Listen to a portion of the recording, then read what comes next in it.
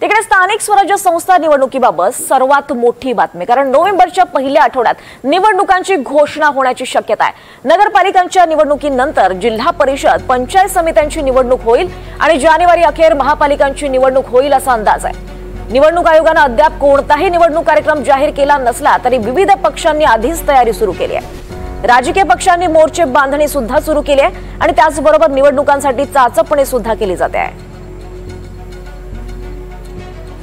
अधिक माहिती घेऊयात आमचे प्रतिनिधी राहुल कुलकर्णी यांच्याकडून। राहुल, अत्यंत महत्त्वाची अशी बातमी, कारण स्थानिक स्वराज्य संस्थांच्या निवडणुका नोव्हेंबरच्या पहिल्याच आठवड्यात जाहीर होण्याची शक्यता आहे। काय अधिक माहिती या संदर्भात?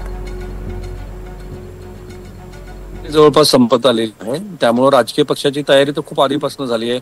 आता भारतीय जनता पार्टीने विभागनिहाय मेळावे घेतलेले आहेत, एकनाथ शिंदेचे मेळावे सुरूच आहेत, अजित पवारांचे मेळावे सुरू आहेत। तेव्हाच संकेत मिळत होते की आता निवडणुका आल्यात, जवळच आल्यात, कारण प्रभाग रचना झालेली आहे। मतदार यादी आता 31 जुलै ह्या दिवशी त्या दिवशीच्या आधीची सगळी मतदार यादी आपण वापरणार आहोत।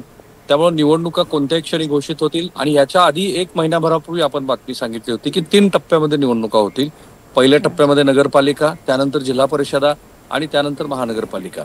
निवडणूक आयोगाने गेल्याच आठवड्यामध्ये राज्य सरकारला पत्र लिहिलं आहे की आम्हाला ह्या निवडणुकीच्या तयारीसाठी पुरेसं मनुष्यबळ द्या। साधारणपणे 1 लाख कर्मचाऱ्यांची त्यांना गरज आहे, कारण एक बूथ म्हटलं तर 4 BLO त्यांना आणि बाकीचे सगळे कर्मचारी मिळून साधारणपणे 1 लाखापर्यंतचं मनुष्यबळ त्यांना लागेल आणि त्या मनुष्यबळाच्या आधारावरती ह्या निवडणुका आम्ही पार पाडू असं ते म्हणतायत।